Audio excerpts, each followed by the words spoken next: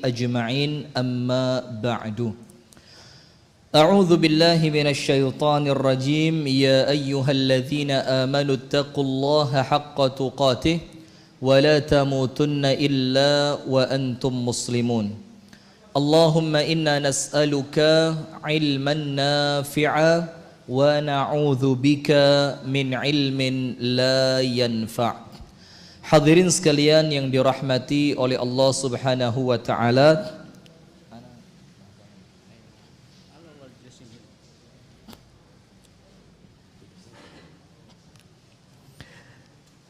Hadirin sekalian yang dirahmati dan diberkahi oleh Allah Subhanahu wa taala, dan terutama kepada yang kami hormati dan kami muliakan Ustadz Zaim Saidi. Beliau ini merupakan pendiri Wakala Adina, yaitu tempat pengedaran dinar dan dirham yang pertama kali ada di Indonesia. Hadirin sekalian, di malam hari ini kita majelis tafsir, akan tetapi tafsirnya lebih luas. Kita tidak seperti biasanya menafsirkan ayat Al-Quran, akan tetapi lebih luas, yaitu menafsirkan mengenai ajaran Islam yang kamil dan syamil. Kamil dalam artian sempurna, mengurus segala sesuatu yang berkaitan tentang kehidupan untuk kehidupan yang tentu lebih baik. Dan syamil artinya berlaku di semua tempat dan di semua zaman. Dan salah satu yang kemudian mulai rancu di akhir zaman ini yaitu mengenai mata uang, yang di zaman Ar-Rasul sallallahu alaihi wasallam menggunakan dinar dan dirham, akan tetapi sekarang dirubah menjadi kertas yang memang di awalnya sama sekali tidak ada nilainya, baru kemudian dikasih angka-angka dan kita tertipu dengan semua itu. Nah, maka di malam hari ini kita akan belajar dari Ustadz Zaim Saidi hafizahullahu ta'ala, untuk kemudian kita memahami bagaimana konsep Islam di dalam uang. Dan ini yang insya Allah akan beliau sampaikan, dan kita berikan waktu untuk beliau tidak terbatas seperti biasanya. Jadi nanti masuk adzan Isya, kita adzan dulu Ustadz, setelah adzan dilanjutkan sampai selesai, baru setelah semuanya selesai kita iqamat dan sholat Isya. Dan sebagai informasi pemberitahuan, apabila nanti memang ada yang mau ditanyakan, kita persilahkan untuk bertanya secara langsung, tanpa perlu Anda tulis di kertas atau yang lainnya, bisa langsung berinteraksi. Karena memang tema ini tema yang sempat jadi polemik Ustaz. Wah, ini ketika video panjenengan viral ini banyak orang-orang yang kemudian tuduhannya macam-macam. Nah, maka itu akan kita berikan waktu. Kemudian informasinya, pengajian ini sesi yang pertama. Sesi yang kedua besok insya Allah pukul 8 sampai selesai akan beliau lanjutkan pada bagian yang kedua, akan tetapi pindah masjid. Jadi besok insya Allah di Masjid Ar-Rahmah Banaran, masjidnya Ustadz Abdul Karim Hasan At-Tamimi. Dan insya Allah pengajian berikutnya beliau akan lanjutkan di Kota Malang. Jadi kalau mau mengikuti terus ya silahkan, tapi kalau tidak insya Allah semua kajiannya kita streaming lewat SDO. Wallahu ta'ala a'lam bissawab. Tanpa berpanjang lebar lagi, kami persilahkan kepada Ustadz Zaim Saidi hafizahullahu ta'ala untuk menyampaikan apa yang akan beliau sampaikan. Jazakumullahu khairan katsira. Baik, na'udzubillahi minasyaitonir rajim. Bismillahirrahmanirrahim.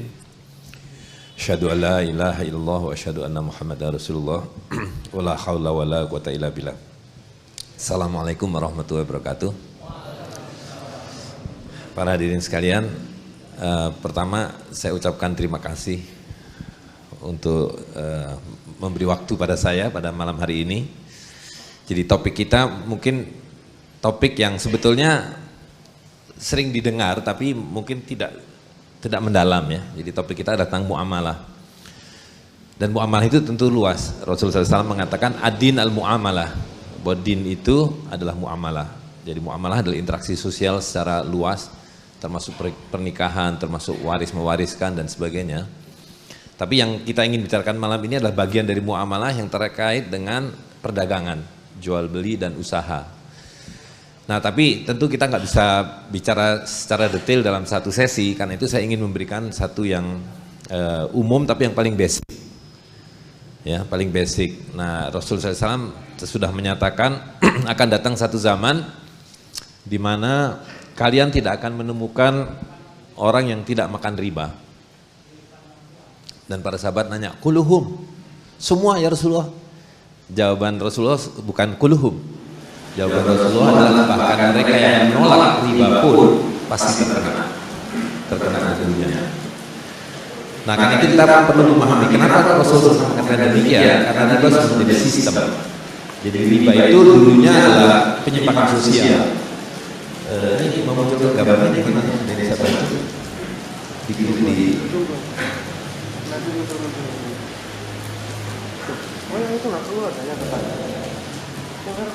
keluar gambarnya.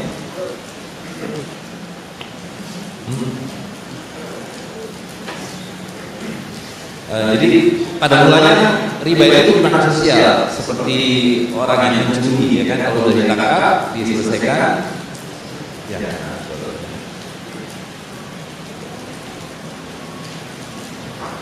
Nah, jadi kalau penyimpangan sosial itu artinya begitu, dia hanya berlaku pada yang bersangkutan, ya kan, kalau bersangkutannya sudah berhenti ya selesai, tidak ada orang lain yang dirugikan. Nah, hari ini riba menyangkut kita semua, gitu. Nah, karena itu kita perlu memahami. Nah, jadi seperti yang saya sampaikan bahwa masalah muamalah yang penting hari ini adalah soal al-buyu, soal jual beli, ya, dimana aturannya jelas sebenarnya. Rasulullah menyatakan riba dihalalkan dan perdagangan dihalalkan. Kenapa sampai Rasulullah menegaskan itu? Karena orang-orang mengatakan innamal bai'u mithlu riba. Riba dan jual beli sama saja. Nah, hari ini adalah zaman di mana orang mengatakan tidak dikatakan dalam kata-kata, tapi dalam perbuatan. Riba dan jual beli sama saja. Itu ya kan. Sedemikian rupa sehingga kita ini umumnya bahkan tidak bisa membedakan lagi mana yang halal, mana yang haram. Kecuali jelas-jelas babi haram, khamr haram. Tapi dalam kegiatan sehari-hari, dalam jual beli, pinjam meminjam, utang piutang, kita tidak bisa lagi membedakan mana yang halal, mana yang haram. Ya. Nah, karena itu kita perlu memahami ini, dan saya ingin memulai dengan satu definisi tentang jual beli. Nah, ini kalau yang di pesantren masih diajarkan kan dari kitab Fathul Qorib. Ya, ada satu bab Ahkam al-Buyu, di situ disebutkan jual beli adalah tamliku ain malyatin. Dan seterusnya. Jadi tamliku ain malyatin, memiliki ain. Nah, ain itu adalah aset. Malyatin, mal adalah harta. Jadi jual beli itu adalah harta ditukar dengan harta. Ya, yang diizinkan oleh syariat, karena ada yang tidak diizinkan, yaitu riba.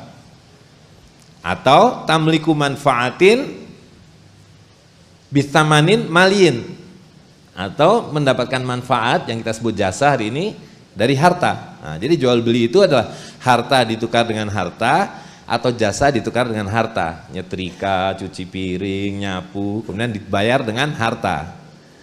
Nah, hari ini orang tidak mengerti yang namanya harta itu apa. Ya, nah ini karena itu penting. Nah, jadi itu yang pertama. Yang kedua, tadi bahwa yang tidak diizinkan dalam muamalah adalah riba. Nah, karena itu kita harus tahu apa itu riba. Nah, para ulama menjelaskan pada kita bahwa riba itu sumbernya dua, yaitu penambahan yang dilarang. Ya. Nah, penambahan itu dua, penambahan jumlah yang dilarang, yang kedua adalah penambahan waktu yang kita sebut ditunda. Ya. Nah, jadi tidak semuanya haram, ada penundaan yang halal, ada penambahan yang halal. Nah, tapi riba adalah yang haram, karena itu kita mesti tahu, lihat kasus per kasusnya. Ada kasus di mana boleh ditunda dan boleh ditambah, yaitu yang disebut sewa menyewa. Kalau kita sewa mobil, ditunda sehari, ditunda 3 jam, atau sewa rumah ditunda 6 bulan atau 1 tahun, dan kemudian ditambah dengan uang sewanya, ya kan?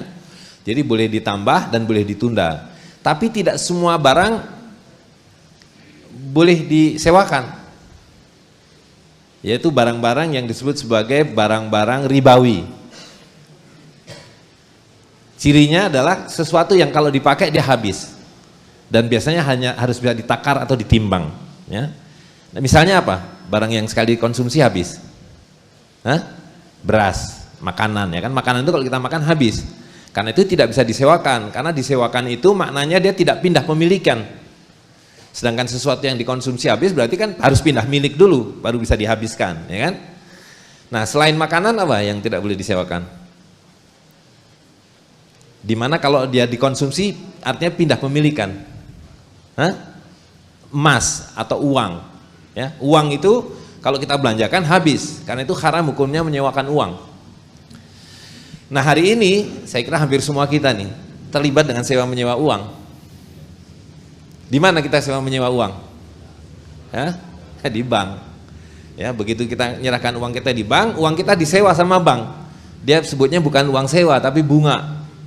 5%, 6%. Nah, nanti sama bank uang itu disewakan lagi pada orang yang mau beli mobil, nggak punya uang, mau beli rumah, nggak punya uang, sebagai kredit dengan uang sewa 15%. Nah, ini kita hampir semua terlibat nih sekarang. Yang kedua adalah yang tidak boleh ditambah tapi boleh ditunda, yaitu utang piutang. Jadi kalau kita menghutangkan beras, mau dikembalikan sebulan, seminggu, 2 bulan, setahun, terserah, boleh ditunda, tapi tidak boleh ditambah. Pinjam 1 liter harus kembali 1 liter, pinjam 1 juta kembali 1 juta. Nah, hari ini tidak sebanyak orang sewa menyewa uang, tapi juga banyak yang terlibat dengan pinjam meminjam dengan tambahan, ya kan? Minjam uang di bank, minjam 1.000 pasti kembalinya 1.200 atau 1.300 gitu. Nah, itu haram hukumnya. Tapi haramnya bukan karena ditundanya, tapi karena ditambahnya. Jadi riba pada hutang piutang itu adalah riba al-fadl, bukan riba nasiah. Ini hati-hati, kebanyakan buku sekarang ini yang disebut buku fikih kontemporer, buku tentang ekonomi syariah, memisahkan antara riba hutang piutang dengan riba perdagangan. Nah, ini ada tujuannya. Tujuannya adalah untuk mengelabui kita sehingga nanti kita tidak paham bahwa uang kertas ini mengandung riba, 2 riba sekaligus, ya. Jadi riba pada utang piutang adalah riba al-fadl. Nah, yang ketiga ada yang sebaliknya, boleh ditambah, tidak boleh ditunda, yaitu jual beli. Kalau bapak-bapak kulaan beras 10.000 sekilo dijual 12.000, nah itu kan ditambah, namanya keuntungan. Nah, itu halal, tapi harus dibayar tunai. Kalau tidak tunai berarti bukan jual beli, namanya hutang. Nah, kalau hutang tidak boleh ditambah, harganya 12 tetap 12, ya kan? Nah, hari ini banyak orang menghutangkan 1 kerudung, ya kan, tapi dibayar 5 kali. Kalau dibayar tunai 50, dicicil 5 kali, jadi 5 kali 15 jadi 75. Nanti kalau dibayarnya 10 kali jadi lebih mahal. Nah, itu riba. Jadi harga cicilan dan harga tunai harus sama. Kalau tidak sama maka di situ ada riba. Nah, yang terakhir adalah yang dua-duanya tidak boleh, yang disebut sorof, pertukaran. Ya, emas dan emas, perak dengan perak, gandum dengan gandum, beras dengan beras, dan seterusnya, itu harus sama jumlahnya dan harus tunai. Tidak boleh ditunda, tidak boleh ditambah. Nah, ini pengertian penting yang sekarang ini sama sekali tidak dimengerti, sehingga kita terbiasa jual beli itu pakai kembalian, ya kan? Walaupun ini bukan bagian dari sorof, tapi ada kaitannya, di mana dalam muamalah yang betul harga itu harus selalu pas, karena Nabi mengatakan mithlan bimithlin, ya, jadi setara dengan setara, segantang dengan segantang. Nah, maka kalau ada kembalian, nah, itu riba kemungkinan besar masuk di dalamnya. Nah, kita biasa sekarang kan beli sarung 50.000. Coba nih ya, kita lihat. Beli sarung 50.000 atau beli misalnya dompet inilah. Dompet 50.000. Kemudian si pembeli membayar dengan selembar kertas 100.000. Nah, kemudian si penjual menyerahkan satu barangnya dan selembar kertas ini yang disebut 50.000. Nah, ini riba ini. Gitu, karena Imam Malik mengatakan, Nabi mengatakan emas dengan emas, perak dan perak, jangan ada satu yang melebihkan dari yang lain. Nah, Imam Malik mengatakan bahkan selembar rumput kering sekalipun. Gitu. Jadi riba itu betul-betul tidak boleh disepelekan. Nah, hanya pertukarannya ini sendiri ini sudah bermasalah. Karena harusnya kan tadi mislan bimislin, artinya dompet ini harus ditukar dengan satu nilai yang setara.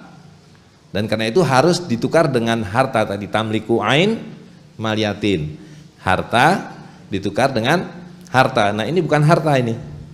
Ini simbol harta. Simbol harta, bukan harta. Kalau harta masa dibelah dua jadi berapa nih? Hah? Nilainya hilang kan? Kalau ini walaupun ini dibelah dua misalnya, masih ada nilainya enggak? Secuil kain ini masih ada. Apalagi emas atau perak, ya kan? 1 dinar dibelah dua jadi setengah dinar gitu.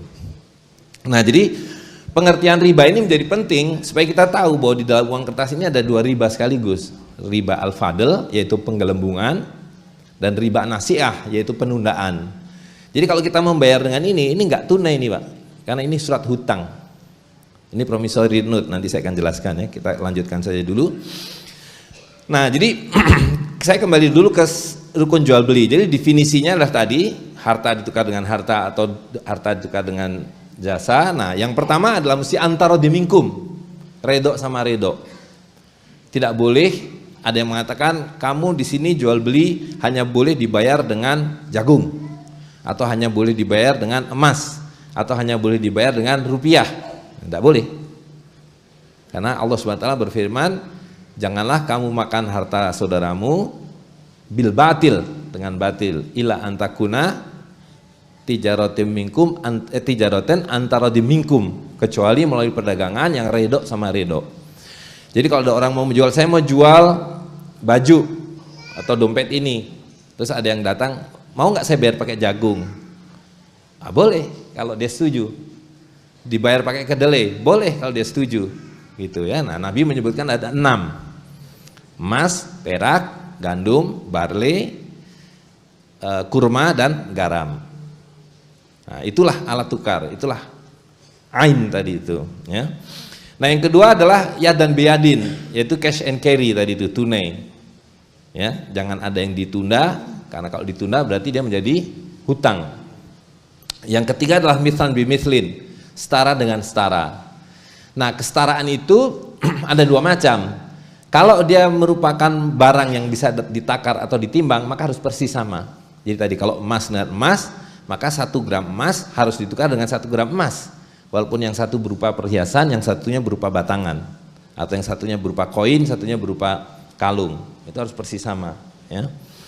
Nah, yang kedua, kalau bendanya tidak sejenis, maka kesetaraannya diukur berdasarkan kesepakatan di pasar. Jadi saya mau jual seekor kuda, harganya sama dengan 300 kg beras.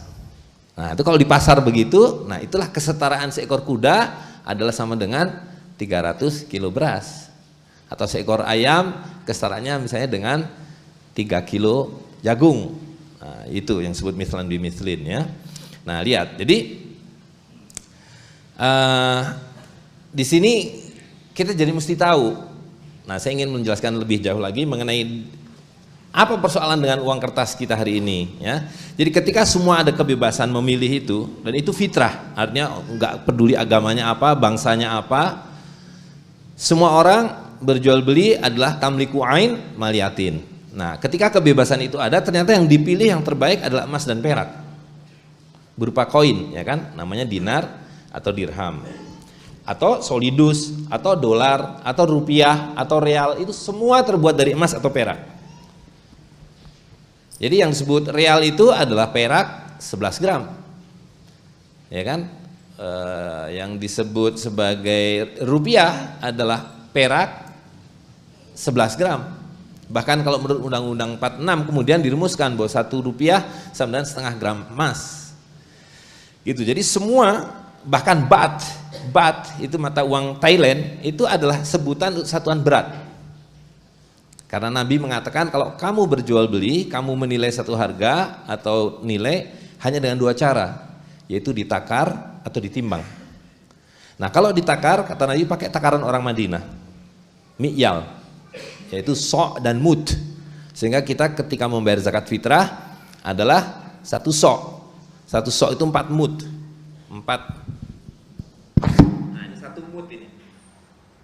Nah, dan Nabi mengatakan pakai soknya Madinah, bukan sok Damaskus, bukan sok Baghdad, bukan sok Kairo, tapi sok Madinah. Dan kalau kita ukur sok Madinah itu hanya 2 liter. 2,035 liter persisnya. Nah, hari ini kita kebanyakan bayar zakat fitrah, banyakan bahkan ada yang 3 kilo. Nah 3 kilo itu 2 sok itu kira-kira, itu untuk 2 orang itu. Malah dirubah kemudian dirupiahkan.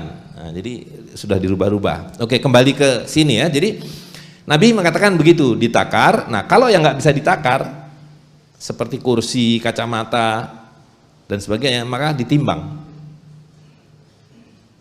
atau kesetaraannya ditakar. Kalau alat tukarnya bisa ditakar. Nah ditimbang, kata Nabi pakai ini, mithqal. Nah lalu Nabi menetapkan bahwa 1 mithqal dalam perbandingan dengan perak adalah setiap 7 dinar, setiap 7 mithqal sama dengan 10 dirham. Maka kita dapatkan hari ini 1 dinar adalah 4/4 gram emas 22 karat, bukan 24 karat. Jadi nisab zakat itu 22 karat, bukan 24 karat. Karena nisab zakat itu pada dinar, bukan pada tiber, bukan pada emas. Ya, ini juga harus diluruskan. Karena sekarang dengan kita mengatakan nisab zakat adalah 85 gram dan yang dimaksud adalah 85 gram emas 24 karat, itu menjadi longgar, harusnya udah bayar zakat jadi belum bayar zakat. Karena nisabnya harusnya 22 karat, bukan 24 karat. Oke, kembali ke sini. Nah, jadi ditakar atau ditimbang, maknanya dibayar dengan tadi kurma, jagung dan seterusnya, atau dengan emas atau perak dengan perbandingan 7/10. Nah, jadi semua orang pakai emas dan perak ya pada waktu itu. Lalu datanglah para pandai emas, dan ini kebanyakan dulu adalah orang Yahudi. Mereka bilang pegang emas itu repot, nanti hilang, berat dan sebagainya. Titipkanlah pada kami. Nah, jadi orang-orang menitipkan 1 koin dinar ini, lalu mereka mengeluarkan kwitansi. Nah, ya. Inilah asal muasal uang kertas yang disebut sebagai dain. Ini adalah ain, aset, ini dain, voucher. Nah, dalam syariat Islam voucher ini halal, hanya 2 pihak. Saya nitip emas, dia keluarkan voucher, ya kan? Nah, ini artinya dain. Dain itu artinya harta tapi yang gaib, karena hartanya ada di gudang. Nah, ini haram hukumnya dipakai buat jual beli. Kata Rasulullah SAW, jangan kamu membeli sesuatu yang hadir dengan yang gaib. Nah, ini gaib ini. Bisa dipahami ya. Jadi harusnya dikembalikan dulu dainnya, diambil ainnya, baru ini dipakai buat jual beli. Maka mislan bimislin bisa berlaku. Ya dan biyadin berlaku. Gitu. Nah, sekali lagi ya. Jadi kita bayar begini ini belum kontan karena ini hutang. Nah, celakanya nanti saya akan jelaskan hari ini hutang yang dikhianati. Karena ketika kita kembalikan, mana ain saya, mana emas dan perak saya, dia bilang nggak ada, nggak ada lagi. Ya utang saya itu 20.000 itu,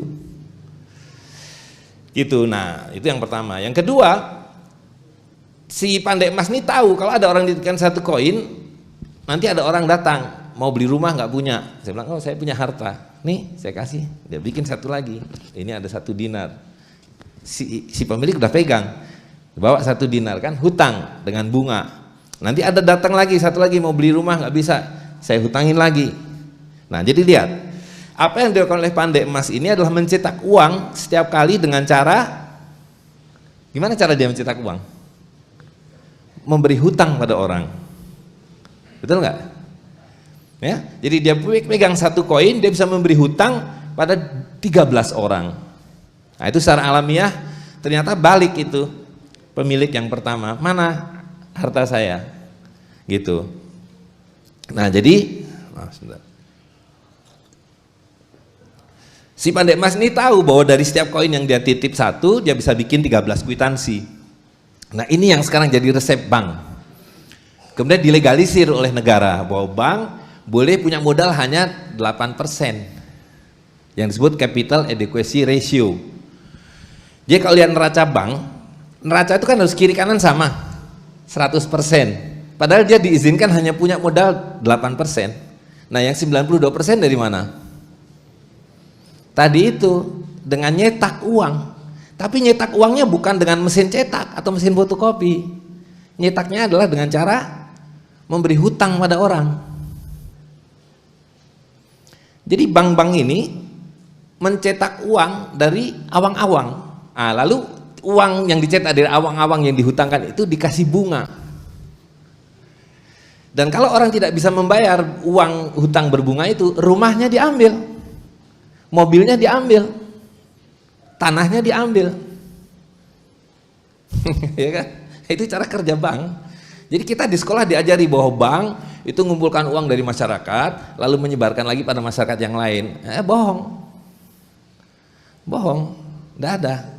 Gitu. Jadi di bank itu nggak ada uang. Adanya cuma di catatan di komputer itu, di ATM, di buku tabungan dan sebagainya. Oke, jadi kembali ke sini. Nah, kemudian pada satu titik, ini mulai abad ke-17, bankir-bankir bilang ini agak repot nih kalau semua orang diizinkan mengeluarkan kwitansi, voucher. Izinkan hanya saya yang mengeluarkan satu saja dalam bentuk hak monopoli. Nah, kalau ada orang lain nyetak voucher itu dibilang memalsukan uang, ya kan? Coba kita bisa nggak nyetak duit ini? Bisa, bawa aja ke tukang sablon tuh, fotokopi warna. Tapi nggak boleh, karena bukan saya yang diberi hak monopoli, gitu kan? Nah, itulah awal mulai munculnya yang namanya bank sentral. Dan bank sentral ini perusahaan swasta, nggak ada bank sentral punya pemerintah. Mungkin ada pemerintah ikut serta sedikit dalam bentuk saham atau apa, tapi tidak punya pengaruh apapun. 100% dia beroperasi sebagai perusahaan swasta. Bahkan pemerintah ngutang buat bayar gaji pegawai, buat bikin jembatan, buat bikin jalan, buat bikin macam-macam jalan tol dan sebagainya. Ngutang ke perusahaan swasta yang dikasih hak monopoli ini. Apa enggak enak betul itu, ya kan? Dikasih hak monopoli, nyetak uang, nyetaknya pun dari udara hampa. Kemudian kalau pemerintah, jadi bank sentral itu kalau nyetak duit juga berdasarkan kalau pemerintah hutang, baru dia nyetak duit. Dan cara nyetaknya seperti tadi itu, yang disebut surat utang negara. Ya, pemerintah bisa nggak nyetak duit sendiri? Bisa, tapi dia dipaksa ngutang kepada perusahaan swasta dengan bunga. Nah, dan lihat, dalam posisi monopoli, bank sentral ini bisa berbuat apa saja. Nah, kita ambil contoh ini dolar Amerika tahun 22. Di situ tertulis 10 dolar in gold coin. Dulu di uang itu selalu tertulis begitu, payable to the bearer on demand, yaitu harus dibayarkan emas itu pada pemiliknya kalau dia minta. Jadi lihat, ini adalah ain, ini adalah dain. Ya, kalau orang mau ambil ainnya, dia kembalikan, ini kwitansinya saya kembalikan, saya ambil harta saya. Baru ini pakai buat jual beli. Nah, kemudian Amerika mengalami krisis tahun 29, krisis besar. Akhirnya mereka bilang, waduh, kita harus atasi. Seluruh emas rakyat Amerika harus diserahkan ke bank sentral. Diserahkan, memang tidak dirampas begitu saja, tapi dibeli dengan harga 20 dolar per troy ounce. Nah, sesudah semua emas diambil, tahun 33, ya, kemudian tahun 34 dikeluarkan duit yang baru. Nah, ini duit dolar yang baru. Will pay to the bearer on demand. Akan dibayarkan kepada yang memintanya 20 dolar. Bedanya dengan yang pertama apa? Ya, tidak ada lagi in gold coin. Maknanya apa? Jadi mereka bilang jangan khawatir, saya kalau nyetak duit ini masih saya backup dengan emas, tapi emasnya berupa batangan. Jadi di situ terjadi perubahan besar. Satu, emas yang tadinya milik rakyat berupa koin sebagai uang dilebur menjadi batangan dan itu menjadi milik bank, ya kan? Nah, lalu rakyat Amerika kalau mau punya emas boleh silahkan, tapi you mesti beli dari saya, tapi harganya bukan 20 dolar lagi, sekarang jadi 35 dolar per troy ounce. Jadi itu yang disebut didevaluasi 40% pada zaman itu, begitu caranya, ya. Tapi poinnya adalah tadi bahwa di sini terjadi perubahan besar di mana emas tidak lagi menjadi alat tukar. Emas menjadi timbunan. Nah, Allah SWT mengharamkan penimbunan uang ini, ya kan, dalam surat At-Taubah. Beritahukan mereka yang menimbun emas ini berita yang pedih. Yauma yuhma 'alaina fi nari jahannam, ketika semua dibakar di neraka jahanam nanti, ini emas ini disetrikakan, jibahuhum wa junubuhum wa dhuhuruhum. Di muka mereka, di lambung mereka dan di punggung mereka. Hadza ma kanastum li anfusikum. Itulah akibat dari yang kamu timbun-timbun sendiri. Tapi inilah yang dilakukan. Ya. Dan hari ini kita semua ikut kebiasaan ini. Menyimpan yang namanya LM, logam mulia, batangan. Ya, jadi esensi dari emas batangan itu adalah nimbun. Bedanya kalau Rothschild punyanya 1000 ton, kalau kita paling 10 gram, 20 gram, 30 gram, ya kan. Tapi esensi dari emas batangan adalah menimbun emas supaya tidak beredar sebagai alat tukar. Gitu. Nah, jadi akibat dari monopoli adalah itu.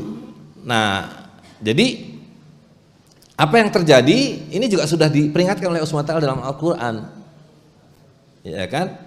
Jadi ada di antara ahli kitab itu, kalau kamu titipi 1 kintal emas, kata Allah SWT, yu'adihi ilaika, mereka akan kembalikan pada kalian. Tapi wa minhum man intakmanu bidinarin, ada di antara mereka kalau kamu titipi 1 dinar saja, ini 1 keping dinar ini, ya kan? La yu'adihi ilaika, mereka tidak akan kembalikan pada kamu, kecuali kamu tagih, kamu paksa. Karena mereka mengatakan laisa alaina fil ini sabilan. Karena kami tidak punya tanggung jawab pada ini, pada non Yahudi dan Kristen ini, di luar ahli kitab. Allah SWT mengatakan mereka berdusta. Karena mereka tahu seluruh amanah itu harus ditunaikan pada siapapun. Nah, jadi dari ayat ini kita tahu bahwa hukum memberikan amanah pada ahli kitab itu haram, kecuali mereka di bawah daulah Islam, sehingga bisa dipaksa, bisa diurus kalau terjadi pengkhianatan, ya kan? Nah, hari ini makna dari kita menerima ini, kita adalah memberikan amanah kita pada mereka, dan kita sudah tahu bahwa mereka berbohong. Yaitu dulu ini ada emasnya, tahun 46 dikatakan bahwa setiap 2 rupiah atas 1 gram emas. Hari ini kalau kita bawa, ini apa? Mereka akan bilang, ini hutang kami pada kalian. Hutang apa? 100.000 rupiah. Nah, 2 rupiah 1 gram. Berarti ini berapa kilo nih, Pak? 50.000 gram. 50 kilo emas ini. Ainnya mana? 50 kilo emas hutang kalian pada kami. Mereka bilang enggak. Hutang kami yaitu 100.000. Angka-angka belaka. Nah, itu peringatan dari Allah SWT. Ya, jadi kita memegang pound sterling, memegang dolar, memegang yen dan seterusnya, maknanya adalah kita mempercayai mereka memegang emas kita sebetulnya. Tapi itu yang kemudian mereka khianati, gitu, ya. Nah, jadi sekarang bahkan kemudian menjadi byte computer. Ini pun jumlahnya hanya 3% ini. Selebihnya uang itu sekarang adanya di sini. Dimana kalau lampu mati, baterainya mati, habis harta kita, nggak ada lagi. Ya kan? Nah, itulah sihirnya di situ, gitu. Nah, jadi ini saya kira ini dilewati saja, atau oke lah. Nah, ini kemudian menjadi sistem internasional yang dibakukan, yang disebut sebagai Bretton Woods System, mulai tahun 44, di mana di situ kemudian dibentuk 2 organisasi, satu IMF untuk memberikan pertolongan kalau ada negara-negara yang bermasalah secara moneter dalam jangka pendek, dan yang kedua adalah Bank Dunia untuk memberikan hutang-hutang kepada negara-negara yang baru muncul. Nah, jadi waktu Indonesia merdeka kita nggak punya utang. Indonesia merdeka itu nggak punya utang, ini akan lebih banyak kita bahas besok aspek politiknya, ya. Tapi kemudian Hindia Belanda bilang, ayo hutang saya kalau mau merdeka, $2,5 miliar. Nah, kemudian hutang itu carried over, kemudian kita menjadi anggota IMF. Nah, dari situlah sekarang kita punya utang 4.200 triliun. Gitu. Waktu Indonesia merdeka nggak punya utang. Nah, jadi kalau diringkaskan, semua harta kita itu dulu berupa emas dan perak adalah berupa koin. Nah, itu disebut sebagai ain. Kemudian dikeluarkanlah dain, promissory note tadi, bahwa selembar kertas ini, dan ini saya kasih contoh real nih. Jadi real ini sama saja. Yang kedua itu adalah lembar kertas yang mengatakan bahwa itu mewakili emas, yaitu sebagai dain. Nah, kemudian seperti yang lain-lain sekarang menjadi banknote, yaitu uang dari bank yang kalau ditagihkan nggak akan keluar apa-apa. gitu ya. Nah, jadi kita lihat urutannya adalah dari emas dan perak, harta yang dulu di tangan rakyat, kemudian dilebur, dijadikan batangan, disimpan di berangkas-berangkas mereka, dan kepada kita dikasihkan kertas. Mereka bilang kertas itu sama dengan emas. You pakai aja buat jual beli, pakai buat utang piutang, gitu. Dan kita percaya. Nah, ya, jadi Allah SWT sudah mengatakan orang-orang yang makan riba itu akan sempoyongan seperti orang yang kerasukan setan, sakit gila karena kerasukan setan. Nah, itulah disebut psikosis, sakit jiwa. Nah, kita ini semua dibikin sakit jiwa dengan ilmu sihir tadi itu. Sakit jiwa itu maknanya apa? Sihir itu maknanya apa? Kita meyakini sesuatu yang tidak ada seperti ada, betul nggak? Ya kan, waktu Fir'aun melempar tali itu, orang melihatnya ular. Nah, itulah sihir. Sama. Kita dilempari kertas gini, kita melihatnya emas. Kita mempercayai bahwa ini harta emas. Nah, ini sihir nih, gitu. Nah, itu berubah nama aja. Dulu waktu masih Hindia Belanda yang namanya rupiah atau gulden. Kemudian jadi Jepang, jadi rupiah Jepang, ya kan? Jadi republik, ya rupiah republik, gitu. Tapi ini semua tidak ada kaitannya dengan pemerintah nih. Ini semua swasta nih, perusahaan-perusahaan swasta nih. Dan sekarang menjadi byte komputer, gitu. Nah, jadi uang kertas adalah sihir, ya kan? Gambar Patimura 0-3 dibilangnya 1000. Ah, 1000 udah nggak laku, ditambahinlah 02 jadi 100.000. Yang 99.000 dari mana? Ya kan? Ini 100.000. Sudah azan ya? Belum, oke. Nah, 2000 diganti gambar jadi 100.000. Yang 98.000 dari mana? Ya kan? Nah, jadi ini ilmu sihir. Lalu orang Amerika bilang, saya juga punya kertas, tapi kertas saya 15.000 kali lipat dari kertas saudara. Jadi kalau kita ke Amerika nih Pak, bawa uang ini, saya mau beli Coca-Cola sebotol, dikasih nggak sama dia? Nggak dikasih, nggak laku ini. Tapi orang Amerika datang ke Kediri sini bawa $100. $100 itu artinya $100.000. $100.000 itu artinya 1,4 miliar, betul nggak? Saya mau beli Coca-Cola, saya minta Coca-Cola Kediri ini, saya bayar dengan 1,4 miliar. Kita kasih nggak? Kita kasih. Karena kita disihir, kita mempercayai bahwa satu, kertas ini ada nilainya. Kedua, bahwa dolar itu nilainya 14.000 kali lipat dari rupiah, gitu ya. Jadi ini kezaliman yang luar biasa. Terus kalau kita punya 100.000 Hello Kitty, boleh buat beli? Gak boleh. Dia bilang ini bukan terbitan saya, bukan dari hak monopoli yang saya punya, gitu. Nah, jadi tidak ada kezaliman yang lebih dari ini. Karena kalau orang Amerika mau beli kayu, dia tinggal tanya berapa harga kayu Kalimantan itu, $1 miliar. Dia tinggal ketik $1 miliar. Bahkan tidak perlu ngeprint ini. Boksit kalian berapa? Emas kalian berapa? Semua dengan gratis diambil. Nah, jadi kalau kita hutang setiap tahun, kita kan hutang nih setiap tahun nih. Bukan kita maksudnya, orang-orang itu. Hutang mengatasnamakan kita, seolah-olah kita ikut menanggung hutangnya. Nggak bisa. Yang nanggung hutang yang taken itu, masa kita yang nggak ikut apa-apa, ya kan? $5 miliar. Kan nggak terus dikasih satu karung dolar Amerika begitu. Ya, mereka cuma ngetik di komputer $5 miliar ting masuk ke BI. Ya kan? Oleh BI ting dibagi-bagi sesuai yang diatur di APBN, dan yang bikin APBN dia juga ke departemen ini. Nah, sekarang giliran kita mau bayar. Bisa kita membayar. Oke, saya bayar $500 miliar ting. Bisa nggak?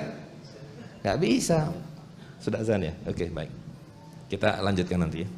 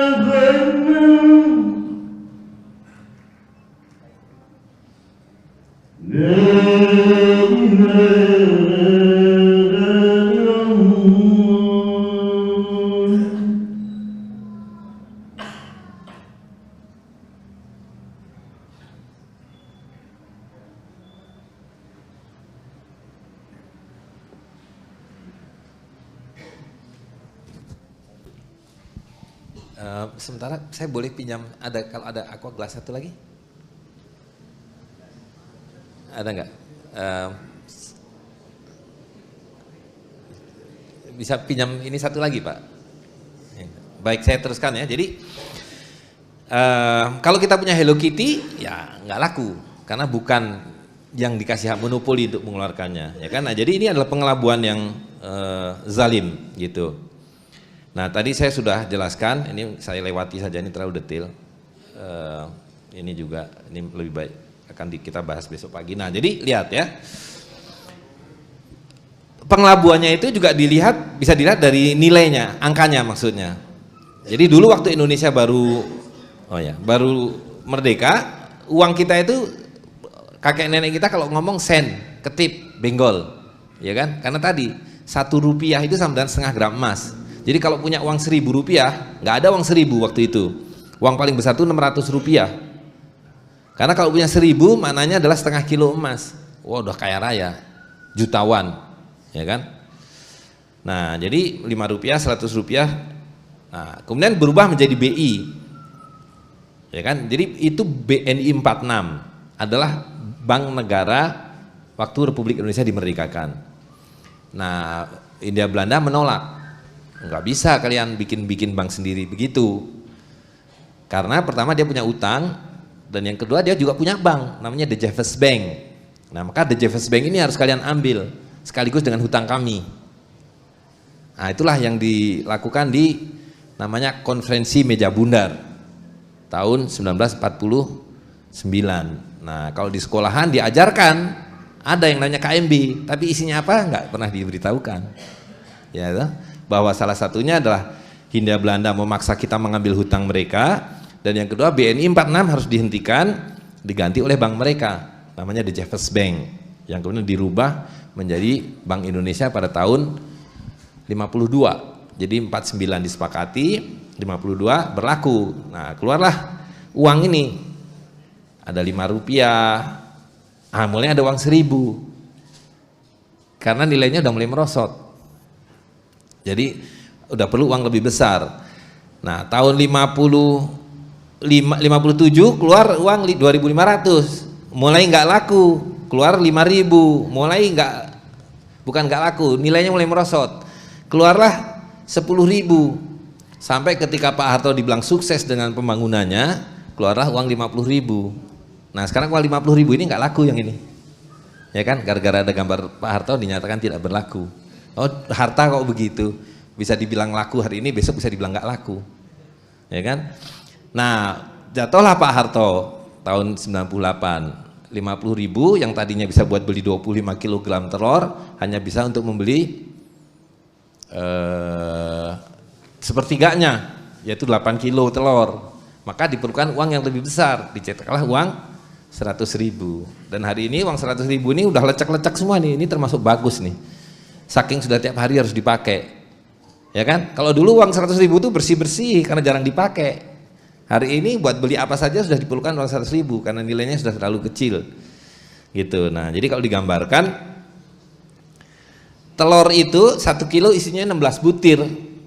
Dari zaman dulu sampai hari ini nggak berubah. Telur itu sekilo isinya 16. Duitnya ini juga nggak berubah, rupiah juga yang itu juga, ya kan? Tapi dulu dapat 50 kilo, kalau uangnya 100.000, begitu terjadi krismon dapat 13 kilo. Sekarang cuma dapat 5 kilo, 4 kilo malah kadang-kadang. Nah yang 45 kilo kemana? Uang duitnya sama, telurnya sama. Nah, itulah perampokan. Ya. Jadi hidup kita ini makin hari makin mudah apa makin susah? Makin susah. Kita bekerja makin santai apa makin kerja keras? Jadi keras. Warung-warung sekarang dipaksa banyak harus buka 24 jam, betul nggak Pak? Kan kalau buka 8 jam nggak cukup.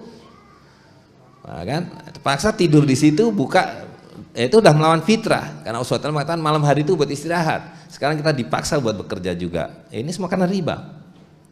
Gitu. Nah, jadi kalau diringkaskan, nah ini tadi, ketika kita mentaati perintah Allah SWT, menjadikan emas dan perak sebagai alat tukar, sebagai uang, kemudian kita tidak lagi mentaati perintah Allah SWT, kita mentaati perintah para bankir, di mana emas-emas yang dulu milik nenek kakek kita diambilin, dijadikan batangan, dijadikan kertas tadi itu, sekarang bahkan menjadi byte komputer. Nah, Nabi sudah mengatakan akan datang satu masa di mana semua yang kamu punya ini kehilangan nilai, kecuali, nah Nabi mengatakan kecuali emas dan perak, kecuali dinar dan dirham. Karena itu selamatkanlah dinar dan dirham. Nah ini kan terbukti, ya, di zaman Rasul SAW 1 dinar ini kalau beli kambing, kalau yang rata-rata dapat 2, kalau kambing besar dapat 1. Hari ini 1 dinar ini kalau dirupiahkan setara dengan 2,6 juta. Dapat berapa kambing, Pak? Yang besar dapat 1, yang kecil dapat 2, ya kan? Tidak ada yang berubah. Allah SWT berfirman, la tabdila ila khalqillah. Tidak ada yang berubah dengan fitrah Allah SWT. Maknanya adalah, itu kenapa Imam Malik mengatakan jangan ada yang melebihkan bahkan selembar rumput kering. Karena Allah SWT menciptakan rumput itu ya segitu. Terus tiba-tiba ada orang yang mau menambahkan, setiap transaksi tambah selembar rumput kering, setiap transaksi tambah selembar rumput kering. Dari mana rumput kering ini? Betul gak?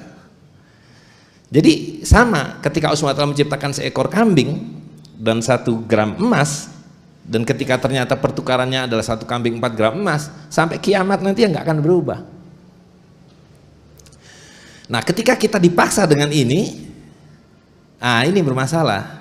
Nah, kita lihat ya untuk lebih menjelaskan. Coba, kan Nabi mengatakan pertukaran itu kalau adil, 1 mal dengan ain, harta dan harta, kedua mislan bimislin, setara dengan setara. Nah lihat nih, ini segelas air sama nggak dengan segelas air ini? Kalau dipertukarkan ini adil nggak? Adil kan? Di Kediri begitu adil. Sekarang saya bawa ke Singapura, saya ke Singapura 2 gelas nih dipertukarkan gitu. Kita bawa gelas ke sana ditukarkan dan gelas mereka 1 gelas. Adil nggak? Adil kan? Dan mereka mau nggak segelas ditukar segelas? Mau, nggak ada alasan tidak mau, sama persis. Ke Amerika juga begitu, dengan Eropa juga begitu. Nah sekarang kita disuruh meninggalkan model ini, yang fitrah ini, terus dipaksa pakai ini, ya kan? Nah jadi kalau di sini harganya berapa nih di Kediri? Katakanlah Rp1.000, ya kan? Nah sekarang kita bawa nih Rp1.000, kita ke Singapura. Nah, saya mau beli aqua segelas, nih Rp1.000, dikasih nggak sama dia? Nggak dikasih. Dia bilang di sini harganya $1. Dan $1 saya ini adalah 10.000 kali lipat dari rupiah saudara. Betul nggak? Nah, sebaliknya dia datang ke sini bawa $1. Saya mau beli aqua gelas itu, tapi saya minta 10. Kita kasih nggak 10? Kita kasih 10 karena kita percaya $1 Singapura 10.000. Gitu. Nah, jadi dengan sistem uang kertas ini, ciptaan para bankir Yahudi ini, orang Singapura datang sini tiba-tiba 10 kali lipat lebih kaya. Dan kita ke Singapura yang cuma 1 jam terbang, 1,5 jam terbang, tiba-tiba kita 10 kali lipat lebih miskin. Betul nggak Pak? Nah, itulah penipuan. Gitu ya. Jadi karena itulah kita harus kembali kepada emas dan perak. Gitu. Sebenarnya bukan hanya emas dan perak, tapi semua ain yang terpakai sebagai alat tukar atau uang. Nah, dalam hal zakat baru, zakat itu kita tidak punya pilihan. Zakat mal itu hanya sah dibayar dengan ain. Kalau kambing zakatnya dibayar pakai apa, Pak? Bapak punya kambing 40 ekor, 41 ekor lewat nisab, bayarnya pakai apa? Kambing. Punya kurma 600 wasak atau 500 wasak, wajib bayar zakat. Zakatnya pakai apa? Kurma. Nah, jadi kalau hartanya berupa uang atau barang dagangan, stok, maka kata Nabi bayarkan hanya dengan nukut. Ainnya adalah nukut, yaitu dinar emas dan dirham perak. Jadi ini apa coba? Ini apa nih Pak? Harta bukan? Bukan, kertas doang. Masa kita bayar harta zakat harta pakai kertas? Hutang pula ini. Dan ini berbunga ini. Gitu, ya. Nah, jadi tidak sah membayar zakat mal dengan uang kertas. Jadi itu yang harus kita lakukan dulu pertama kali. Jadi dari mana kita menerapkan dinar dan dirham adalah kewajiban kita membayar zakat supaya sah. Bayarkan zakat dengan ain, yaitu dinar dan dirham. Nah, ini sekedar contoh beberapa koin yang sudah dicetak dan beredar, itu setengah dinar, 1 dinar, 2 dinar. Kemudian dirhamnya dulu pernah dicetak 1 danik, itu kecil sekali, udah nggak mungkin dicetak dan memang seharusnya tidak dicetak. Kemudian setengah dirham, 1 dirham, 2 dirham, dan 5 dirham. Gitu. Kenapa ada 5 dirham? Karena itulah nisab zakat. Setengah dinar itulah nisab zakat. Gitu. Nah, ini kalau diperbesar sedikit dirhamnya dengan ukuran dan timbangannya, nah ini adalah dinarnya. Baik, saya kira itu saja dulu untuk pengantar, mungkin lebih banyak nanti tanya jawab. Jadi kalau kita simpulkan, untuk menghindari riba itu kita harus kembalikan muamalah yang sesuai dengan apa yang seharusnya, antara lain dengan dinar dan dirham. Lalu yang kedua yang paling pokok tadi, dengan dinar dan dirham rukun zakat bisa kita tegakkan kembali. Nah, dan yang paling penting, tidak akan pernah ada syariat Islam bisa ditegakkan kecuali dengan dinar dan dirham. Karena seluruh ketentuan yang berkaitan dengan nilai, hudud, nisab, mahar, diat, itu semua dinisbahkan pada dinar dan dirham. Bagaimana kita mau jalankan syariat Islam kalau takarannya tidak ada, nisabnya tidak ada? Gitu. Demikian akhirul kalam, wabillahi taufiq wal hidayah. Wassalamualaikum warahmatullahi wabarakatuh. Jazakumullahu khairan katsiran, kita sampaikan kepada Ustaz Zaim Saidi hafizahullahu taala. Dan terus terang ini ngageti terus ya. Semakin kaget, wah ndak sah. Waduh, bingung kita ya. Nah, maka kita persilahkan kepada teman-teman sekalian apabila ada pertanyaan. Akan tetapi saya awali dulu satu pertanyaan dari kami Ustaz. Yang paling kita andalkan dalam uang ini, mata uang ini kan legalitas. Nah, maka uang yang kita pegang yang seperti kertas yang panjenengan pegang tadi itu, kita yakin bahwa ini legalitasnya ada gitu loh, diakui negara. Sementara ketika kita menukarkan dinar, dirham itu salah satu di antara kendala yang kita fahami saat ini, itu mungkin dianggap tidak legal karena yang mengeluarkan kan badan-badan hukum yang mungkin mereka itu swasta saja. Nah, mungkin ini bisa dijelaskan terlebih dahulu. Jazakallah khairan. Salam. Ya, ini kan soal istilah ya. Jadi ini riba ini pengaruhnya dahsyat. Sampai bahasa pun dirusak. Bahasa itu rusak. Dan bayangkan kalau bahasa itu rusak, bagaimana? Bahasa adalah alat kehidupan. Ya kan? Jadi bahasa rusak, kehidupan rusak. Nah, jadi contohnya istilahnya itu sendiri, riba. Riba. Kita di dalam bahasa Indonesia diganti, dirusak dengan bunga. Bunga adalah satu ciptaan Allah SWT yang merupakan satu hal yang luar biasa, ya kan? Dalam bahasa Inggris usury, riba, diganti dengan interest. Interest itu artinya kepentingan. Dalam bahasa Arab, nah kita lebih ketawa lagi kalau dengar bahasa Arab, namanya faidah. Riba itu diganti jadi faidah. Gitu. Nah, jadi terkait dengan tadi legalitas atau tidak legalitas. Legal atau tidak legal itu kalau dalam hukum negara modern ini, dan negara ini adalah sistem riba, ini yang akan saya jelaskan besok pagi. Kenapa ada negara ini? Karena ini diciptakan satu sistem supaya riba ini berjalan.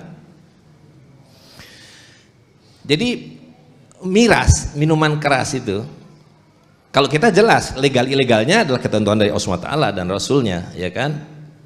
Sebagai pencipta hukum, bahwa ini haram, ini halal. Yang halal jelas kata Nabi, yang haram juga jelas. Jadi tidak bisa yang haram dibikin jadi halal, kecuali dalam perkecualian sangat urgent, yaitu darurah, hanya untuk kasus-kasus tertentu. Selebihnya yang halal jelas, yang haram jelas. Nah, di dalam sistem riba ini halal haram itu cuma satu tolak ukurnya. Anda bayar pajak apa enggak? Jadi kalau sampean punya bar, punya pabrik miras, kalau nggak bayar pajak namanya ilegal. Kalau bayar pajak, legal. Begitu juga pelacuran. Kita jelas pelacuran haram. Dalam hukum positif, pelacuran ini menjadi lokalisasi yang legal asalkan bayar pajak. Begitu seterusnya. Gitu. Nah, jadi legal ilegal itu kita harus mengukurnya dari hukum dari Allah SWT. Dan ciri dari sistem kehidupan syirik ini, nah ini yang paling, jadi riba ini cuma akibat sebenarnya. Penyebab dasarnya adalah kehidupan sekarang ini adalah kehidupan syirik. Ya kan? Dimana kita tidak lagi mentaati Allah SWT, tapi mentaati sesuatu selain Allah SWT. Gitu. Sehingga hukum pun yang kita taati dan kita patuhi cenderung bukan hukum dari Allah SWT, tapi hukum yang datang dari sesuatu selain Allah SWT, ya kan? Nah, tapi kalaupun kita mau ukur dari hukum yang berlaku hari ini, tidak ada satupun yang dilanggar dengan emas dan perak ini, gitu. Nah, jadi kalau ini kan kenapa ini harus dilegalisir? Dan ini dilegalisir juga baru loh, baru tahun 2011. Dari tahun 2010 ke belakang, sejak Indonesia dinyatakan merdeka dan kemudian menandatangani KMB, ini ilegal. Kalau bicara soal legal dan ilegalnya, Undang-Undang Mata Uang itu baru ada 2011. Ya kan? Artinya apa? Ya, itu kan sekedar legal atau tidak legal. Tidak ada substansinya apa-apa, tidak ada esensinya apa-apa. Esensinya uang itu adalah satu ain, dia harus punya alat, harus punya nilai, harus merupakan harta. Nah, jadi kalau kita bicara legal ilegalnya alat tukar dari segi syariat Islam, pertama kali itu dia punya thaman atau tidak, punya nilai atau tidak. Ini punya nilai enggak? Datangnya dari mana nilainya? Dari emas 4 gramnya itu. Jadi kalau dibelah 2 tetap bernilai 2 gram. Nah, ini ada nilainya enggak? Datang dari mana nilainya? Jadi dalam bahasa ekonomi ini disebut fiat money. Fiat. Fiat itu dari bahasa Injil yang artinya sama dengan kun. Kun fayakun. Dari tidak ada menjadi ada, dan itu hak prerogatif Allah SWT. Ini kun dari angka 100.000. Nah, coba angka 100.000 ini artinya apa, Pak? Ada artinya nggak? 100.000 nggak ada artinya apa-apa. 1 nolnya 5. Tapi begitu kasih saya rupiah, nih rusaknya bahasa lagi. Saya kasih nama rupiah, tiba-tiba dapat 10 kilo beras. Lalu orang Amerika bilang, kun, fiat, saya kasih nama dolar, 100.000 dolar, sama dengan 1,4 miliar. Tiba-tiba berasa gudang seluruh Kediri nih. Gitu. Jadi penciptaan uang fiat ini adalah perbuatan syirik. Karena mereka mengatakan saya lebih tinggi dari Allah SWT. Allah SWT hanya bisa menciptakan emas, hanya bisa menciptakan perak, hanya bisa menciptakan ayam, bisa menciptakan pohon dengan batas. Karena yang tidak terbatas hanya Allah SWT. Saya, para bangkir, bisa kun fayakun, menciptakan apapun tanpa batas. Kalau bumi ini ada yang jual, berapa harganya? 1 triliun dolar, bisa nggak saya beli? Bisa. Ada dunia satu lagi, 1 triliun dolar lagi, saya beli lagi, bisa saya beli lagi? Bisa. Jadi akar dari persoalan ini adalah syirik. Ketika manusia menganggap dirinya lebih tinggi dari Tuhan, dari Allah SWT, yang kemudian diturunkan dengan segala hukum, dengan formula, dengan aturan dan sebagainya. Nah, jadi kembali ke pertanyaan tadi, ya ini kita berpegang pada Allah SWT dan Rasulullah SAW. Ini kita berpegang pada apa? Nah kan, sekali lagi bahwa kalaupun itu diturunkan pada kehidupan hari ini tidak ada peraturan dan undang-undang yang kita langgar. Tidak ada orang yang bisa melarang bahwa saya menjual ayam saya dibayar dengan beras, ayam saya dibayar dengan kedelai. Nah sekarang sama, sekarang mobil saya dibayar dengan emas, rumah saya dibayar dengan emas, gitu. Nah dalam bahasa modern itu disebut barter. Nah itulah jual beli, tamliku ain maliatin, mendapatkan ain harta dengan harta yang lain, gitu. Nah jadi jangan khawatir bahwa kita menggunakan emas dan perak ini adalah fitrah, gitu. Dan lihat, semua manusia di dunia ini kalau ada krisis pasti larinya ke emas dan perak. Karena Allah SWT sudah menyatakan dalam Al-Quran, diberikan kecenderungan pada manusia, pada harta, sawah, ladang, perempuan, anak-anak, emas dan perak. Dan kenapa emas lebih mahal dari perak? Allah SWT juga yang menetapkan, gitu. Dan kalau ditanya ini berlaku di mana? Berlaku di dunia dan akhirat, betul nggak? Coba lihat di Al-Quran, di akhirat nanti apa ganjaran yang diberikan, apa sesuatu yang harta yang diberikan. Walaupun di akhirat adalah alam makna, bukan alam panca indera, tapi yang disebutkan oleh Allah SWT adalah emas dan perak. Jadi emas dan perak bukan hanya berlaku hari ini, di akhirat pun nanti berlaku, gitu. Nah jadi ini soal kita kembali beriman pada Allah SWT, mentaati perintah Allah SWT, mentaati perintah Rasul SAW, gitu. Terima kasih. Jazakallah khairan atas jawabannya, dan kami persilakan untuk teman-teman yang lain, mungkin ada yang mau bertanya untuk angkat tangan. Silakan. Depan Pak Dar. Oh, Pak Dar. Pak Dar. Bismillahirrahmanirrahim. Assalamualaikum warahmatullahi wabarakatuh.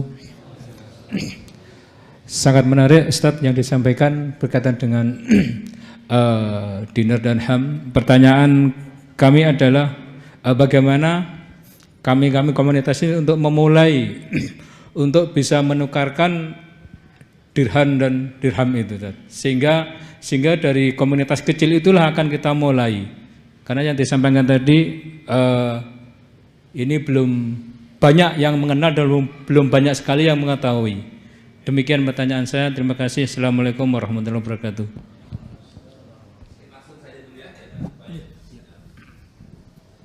Ya seperti yang saya sampaikan, pertama kita harus lakukan yang kita nggak bisa menghindar dulu, yaitu bayar zakat. Ya, siapapun yang berkewajiban bayar zakat, ketika haulnya nyampe setahun sekali dan nisabnya nyampe, maka bayarkan dengan ain, dengan dinar atau dengan dirham. Nah kita tahu nisabnya adalah 20 dinar, jadi Nabi mengatakan tidak ada zakat kecuali ada 200 dirham atau 20 dinar, gitu. Nah hari ini umumnya kita hartanya tidak berupa emas dan perak, tapi berupa uang kertas atau ya ilmu sihir ini ya kan, enggak, kertasnya pun kan nggak ada. Maka ya bayarkanlah dengan emas dan perak. Jadi kan berapa nisab rupiah? Ada yang bisa kasih tahu saya? Berapa nisab zakat rupiah? Berapa nisab dolar? Berapa nisab dinar? Dolar atau yen? Nah, udah jelas-jelas di kitab fikih zakat mazhab apapun disebutkan nisabnya adalah 20 dinar. Kok kita mau-maunya seenak-enaknya sendiri ngubah-ngubah, ya kan? Gitu. Jadi kembalikanlah pada fikihnya. kembalikan pada hukumnya asalnya supaya sah. Gitu, itu yang pertama. Jadi buat bayar zakat dulu. Jadi tukarkan ini uang fiat yang batil ini menjadi yang hak. Gitu, baru dibayarkan zakatnya. Yang kedua ya buat mahar. Ya kan? Sunah mahar itu kita nyebutnya aja mas kawin. Mas kawin, bukan mekena kawin, bukan. Kalau mekena beli sendiri bisa, ya kan? Nah, jadi kita ini rusaknya bahasa merusak perilaku, ya. Jadi mahar yang adalah harta kita ubah menjadi simbol harta. Mahar itu adalah harta, tapi sekarang kita ubah jadi simbol, ya kan? Walaupun ya mungkin tidak membatalkan rukun nikahnya, tapi itu jadi simbol, gitu. Walaupun Nabi mengatakan ya yang baik itu yang tidak menyulitkan. Malah yang bisanya pakai cincin besi, pakai cincin besi. Nah itu kan buat fakir miskin, gitu. Masa diperlukan buat semua, ya kan? Intinya adalah bahwa mahar itu harus merupakan harta. Nah itu mulailah bayarkan mahar dengan dinar atau dirham. Mahar Rasulullah adalah 500 dirham SAW kepada Siti Aisyah. Yang ketiga ya sedekah. Jadi kalau kita bersedekah ke masjid, ke Al-Arsyad segala macam, jangan bersedekah lagi pakai ini. Ini menghina ini, ya. Sedekahkan harta yang betul, yang diajarkan Nabi, emas atau perak, gitu. Nah, baru terakhir jual beli, karena jual beli itu tidak harus, tapi tidak akan jalan penggunaan dirham kecuali perdagangannya juga jalan, jual belinya, gitu. Nah, lalu pertanyaannya pasti gimana mendapatkannya, kan gitu. Nah, mendapatkannya ada 8 cara sebetulnya, gitu. Cara pertama tadi Bapak ke pasar, ya kita harus bikin pasarnya. Atau kalau semua pedagang sini mengatakan saya berdagang nggak mau lagi dibayar pakai uang-uangan, bayar pakai uang beneran, emas dan perak. Ah, dapat tuh dinar dirham. Kedua tadi kalau perempuan-perempuan yang ingin menikah minta maharnya dinar dan dirham. Ya kan? Yang ketiga, wah saya cuma kerja digaji, minta digaji pakai dinar dan dirham. Bilang sama bosnya, gaji saya dinar dirham. Yang keempat, wah saya fakir miskin, nggak punya uang, nggak punya gaji, nggak punya apa-apa, bagikan zakat dalam dinar dan dirham. Saya setiap bulan bagikan zakat dinar dan dirham. Ya, dari tahun 2009 sudah kira-kira 30.000 lebih dirham yang dibagikan. Gitu, karena saya beritahukan barang siapa mau bayar zakat, bayarkan zakat dalam dinar dan dirham. Dan zakat itu harus dibagikan. Sekarang zakat tidak dibagikan. Zakat hari ini dipakai buat bikin sekolahan, pakai bikin rumah sakit, pakai nggak boleh itu. Zakat itu harus dibagikan. Bahwa yang nerima nanti buat beli obat, buat bayar sekolah itu nggak apa-apa, tapi zakatnya sendiri harus dibagikan. Kalau kita mau bikin sekolah, bikin rumah sakit, jangan pakai zakat, pakai wakaf, pakai infak, pakai sedekah yang lain, jangan zakat, gitu, ya kan? Nah, yang kelima atau keenam, cetak sendiri. Nah itu, jadi kalau kita nyetak ini, Bapak di penjara. Tapi kalau Bapak nyetak dinar dan dirham, sepanjang mengikuti ketentuan dari sultan atau amir yang mencetaknya, dapat pahala. Tapi kalau nyetak sendiri maunya sendiri ya menjadi haram. Karena yang berhak mencetak dinar ini hanyalah para amir atau para sultan. Gitu, karena ini masalah fardu kifayah yang diatur, gitu ya. Nah, jadi banyak caranya Pak mendapatkan dinar dirham. Nah, yang terakhir ini yang paling buruk hari ini. Tapi ini darurat. Dan wajib bahkan, yaitu mengubah yang batil ini menjadi yang hak. Tukarkan kertas-kertas ini menjadi dinar dan dirham pada tempat-tempat yang sudah mengedarkannya, yaitu wakalah-wakalah namanya. Jadi Bapak bisa menukarkan ini dengan ini. Nah, nanti oleh wakalah ini ditukarkan lagi dengan apa? Batangan-batangan yang disimpan-simpan itu dikeluarkan, cincang-cincang jadi koin, sebarkan lagi ke masyarakat. Begitu seterusnya. Gitu Pak. Jadi mudah mendapatkan dinar itu. Yang susah menyiarkannya. Ya, siapa lagi? Kiri, kanan. Ayo, Mas. Agak maju.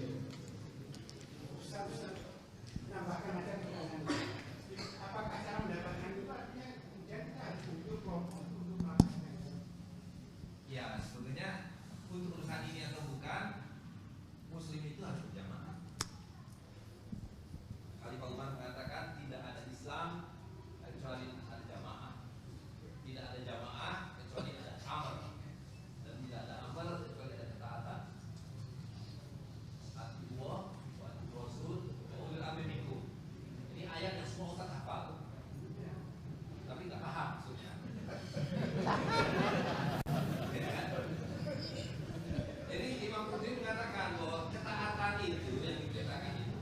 Jadi maknanya adalah ketaatan kita kan kepada Allah SWT. Hari ini ketaatan kita ke siapa?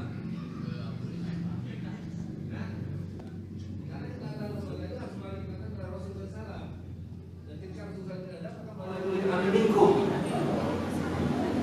Nah, lalu kan kita mesti tahu ketaatan ini dalam hal apa? Dia menjelaskan ada 7 perkara yang pokok. Nah, itulah yang disebut bagian dari amar ma'ruf nahi munkar. Pertama adalah dalam hal pencetakan uang.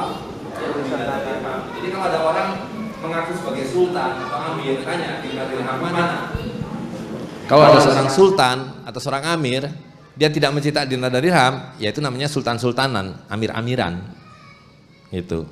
Yang kedua adalah menjaga takaran dan timbangannya. Jadi pertanyaan, siapa yang menjaga kemurnian dan kebenaran takaran timbangannya? Ya para sultan, para amir yang menerbitkannya. Dan karena itu kita nggak perlu sertifikat-sertifikat macam ini. Karena kita percaya bahwa sultan ini bertanggung jawab pada Allah SWT. Yang ketiga, menarik dan membagikan zakat dan harus dalam dinar dan dirham. Dan keempat adalah menjaga takaran dan timbangan tadi, bagian dari itu adalah menyelenggarakan pasar-pasar. Yang kelima, menetapkan hari-hari tanggal-tanggal hijriah, khususnya Idul Fitri, Idul Adha. Yang keenam adalah dalam seluruh persoalan hukum yang lain. Yang ketujuh, berjihad. Ya, pada saat jihad tiba, nah ini jihad belum tiba saatnya, ya kan? Nah, pada saat jihad tiba, jihad itu harus dikomando, diotorisasi oleh seorang amir atau seorang sultan gitu. Nah, jadi karena itu ya dasar semuanya kita harus kembali berjamaah. Di Kediri ini mesti ada seorang amir.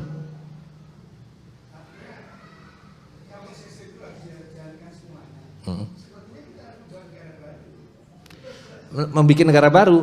Wah, jangan. Karena Islam tidak mengenal negara. Islam tidak mengenal negara. Negara itu baru ada di abad 18. Konsep modern hasil produk sesudah pasca revolusi Perancis. Dan kenapa negara ada? Karena sistem riba supaya bisa dijalankan. Nah, Islam Allah SWT mengharapkan riba, jadi nggak mungkin ada negara di dalam Islam. Jadi Islam itu definisinya adalah pemerintahan tanpa negara dan perdagangan tanpa riba. Itu Islam. Gitu, ya kan? Jadi kita harus berislam.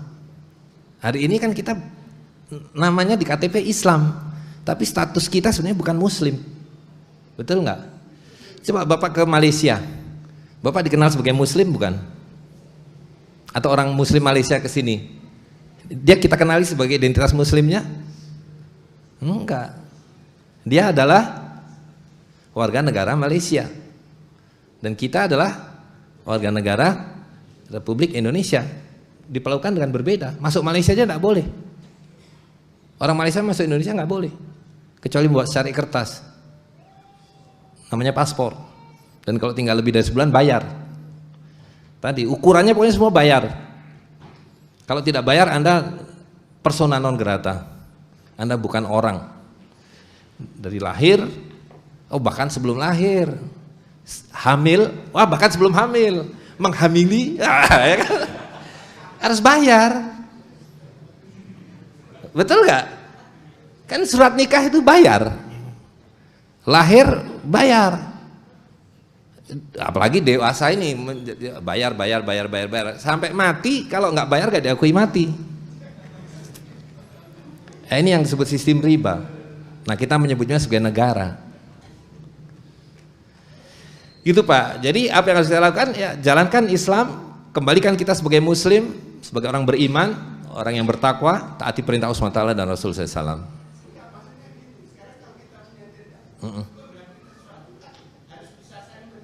Iya, betul. Nggak perlu berubah Pak, nggak perlu berubah. Kitanya yang harus berubah, sistemnya mah biarin aja, sistem ini bakal runtuh. Kitanya yang harus berubah. Bapak sama saya. Bapak punya dagangan enggak? Bapak berdagang enggak? Apa dagangannya? Mudah-mudahan saya ada yang perlu. Saya beli pakai dirham saya. Bapak jualan apa? Plastik. Waduh, plastik, saya kantong plastik. Boleh saya beli kantong plastik yang ukuran kecil? Satu bungkusnya berapa? Ini sekalian praktek gimana cara kita menentukan harga dalam dalam dirham ya kan? Bukan, satu bungkus itu loh. Tas kresek kan, Pak? Bapak jual tas kresek. Yang ukuran biasa buat orang belanja-belanja itulah. Yang isi 100 dong, yang isi 10. Ada nggak? 50 lembar. Ya pokoknya saya beli 1 dirham deh. Kasih berapa bungkus? Bisa nggak kita jumpa besok? Bapak bawa plastik kresek warna hitam atau putih? Putih boleh, hitam boleh. Saya punya warung, jadi saya selalu kalau orang beli kan saya kasih plastik yang kira-kira ukurannya buat ya pokoknya tas kresek yang segini inilah kira-kira ya, atau lebih kecil sedikit.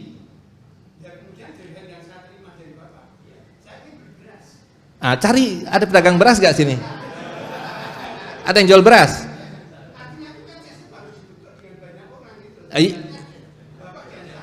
Iya tentu, ini kan contoh saja bahwa jual beli itu hanya bisa dilakukan minimal 2 orang. Makanya tadi harus berjamaah. Dan kita nggak perlu mikirin sistem ini, biarin aja sistem ini, sistem nggak jelas. Kita pikirkan bahwa kita harus berubah kebiasaan kita. Kita ini kan sekarang kebiasaan buruk nih, makan riba, transaksi dengan riba, jual beli pakai sihir. Kita ubah perilaku kita. Hari ini saya punya dirham, siapa jual beras, saya beli berasnya pakai dirham. Nah, saya sebulan sekali bikin pasar, Pak, di Depok. Di pasar itu orang boleh jual beli dengan apa saja. Bahkan ini pun masih kita terima. Gitu. Tapi nggak ada orang bawa ginian. Saya sudah tahu bahwa di pasar kita itu pasar yang halal. Gitu.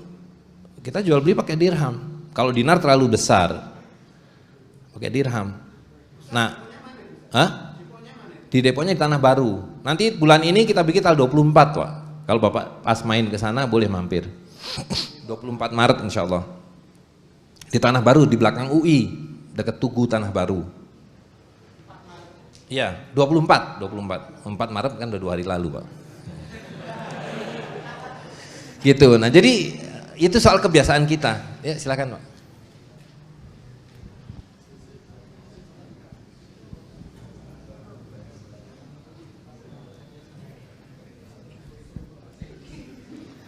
Assalamualaikum warahmatullahi wabarakatuh, Ustadz. Alhamdulillah sekitar kurang lebih sudah berjalan 7 bulan lalu saya tabungan istilahnya. Jadi pertama tabungan saya tabung di bank, setelah ini alhamdulillah saya sudah berhasil menabung dalam bentuk emas. Jadi setiap saya mendapatkan uang kurang lebihnya kalau sekarang sekitar 682.000, maka saya belikan emas antam sekitar 1 gram. Jadi pertanyaannya, saya pernah membaca sebuah artikel online itu, jika membeli sebuah emas online kan membutuhkan perjalanan waktu kurirnya itu kurang lebih 3-5 hari. Nah itu katanya tidak boleh, Ustadz, karena setiap hari katanya setiap hari nilai emas itu berubah. Nah mohon pencerahan dari Ustadz. Jazakallahu khairan. Ya, ini sekali lagi begini ya. Kalau kita mau memahami muamalah atau memahami hukum muamalah, kita harus membacanya dengan kacamata muamalah. Nah, hari ini kebanyakan kita kan sudah tidak mengenali muamalah. Mengenalinya sebagai teori. Walaupun dia hafal dalil, dia hafal hadis dan sebagainya, tapi memahaminya sebagai teori. Dan yang kedua, dia menafsirkannya dalam kerangka berpikir modern.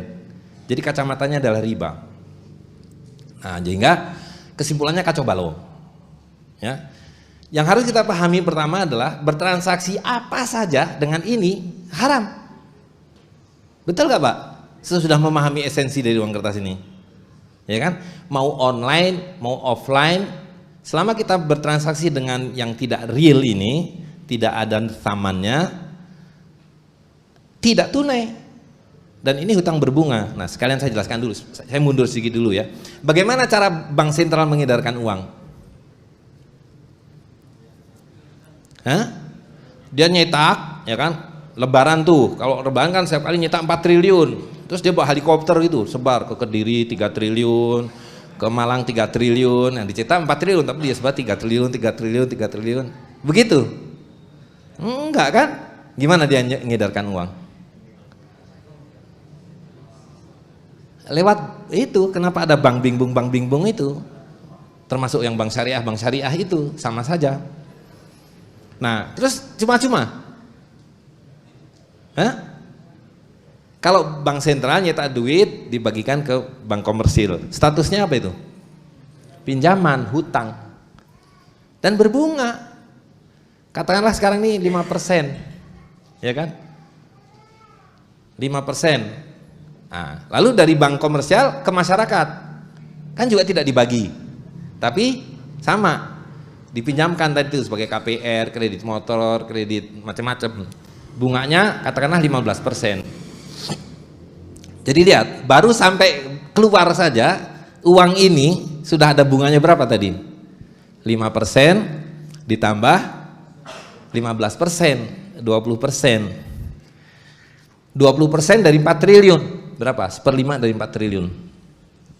800 miliar. Betul kan? Nah, yang dicetak berapa tadi?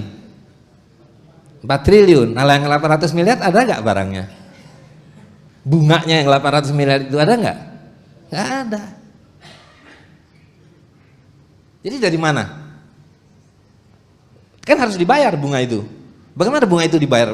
Uangnya nggak ada. Nyetak lagi dan diedarkan dengan cara yang sama. Itu kenapa seperti kerasukan setan gitu. Nah ya, jadi apapun kita membayar pakai ini tidak tunai dan mengandung bunga, jadi riba di atas riba itu. Nah, lalu banyak orang-orang yang berpegang pada hukum jual beli itu, yang Nabi mengatakan emas dengan emas, perak dengan perak, gandum dengan gandum, jawad dengan jawad, kurma dengan kurma, harus tunai dan sama, yang tadi saya jelaskan itu kan. Nah, atas dasar dalil itu mereka mengatakan bahwa karena itu beli emas secara online haram. Apa enggak absurd? Ya kan? Absurd. Persoalannya bukan online atau offline-nya. Nah, kalau yang Anda tukarkan itu emas dan emas, betul tidak boleh. Harus hadap-hadapan, kita tunai gitu. Nah, ini emas ditukar dengan apa? Nah, jadi mau offline mau online. Nah, tapi kalau kita berpegang pada keadaan darurat bahwa hari ini wajib hukumnya mengubah yang batil ini menjadi yang hak, yaitu emas, tapi emasnya mesti dalam bentuk uang, bukan emas batangan, maka itu wajib kita lakukan. Seperti makan babi, kalau tidak ada makanan lain, kalau nggak dimakan mati, wajib makan daging babi itu. Tidak menjadi halal, tetap haram. Nah, itu rukhsah, keadaan darurat. Sama hari ini, menukarkan uang kertas ini menjadi emas dan perak tidak menjadi halal, tapi wajib. Wajib. Supaya kita pelan-pelan terlepas dari sistem riba ini. Dan pelan-pelan kita bertransaksi dengan emas dan perak gitu ya. Jadi menjawab pertanyaan tadi itu, boleh Anda jual beli online dengan emas dan perak sepanjang paham tadi maksudnya bahwa hari ini semuanya memang batil dan itu adalah kedaruratan gitu. Kalau enggak kita jadi susah sendiri sekarang. Sedangkan kita perlu mengubah kertas ini menjadi emas gitu. Terima kasih. Jazakumullah khairan katsiran. Ini waktunya sudah terlalu panjang Ustadz, karena kalau kita sampai jam 10 enggak apa-apa. Ini beliaunya ini ada acara di tempat lain jam 8. Jadi kita sholat isya kira-kira 20 menit. 20 menit. Kita sholat isya. Ini Ustadz Zaim Saidi harus segera ngisi di tempat lain lagi pukul 8 tepat. Jadi insya Allah untuk lebih jelasnya bisa teman-teman sekalian untuk hadir pada acara besok pagi lanjutan di Masjid Ar-Rahmah Banaran pukul 8 sampai selesai. Untuk malam hari ini sampai di sini kita ucapkan jazakumullahu khairan katsira atas kehadirannya. Kurang lebihnya kami mohon maaf. Semoga ada manfaatnya. Kita tutup dengan doa kafaratul majlis. Subhanakallahumma wa bihamdika asyhadu an la ilaha illa anta astaghfiruka wa atubu ilaik. Assalamualaikum warahmatullahi wabarakatuh.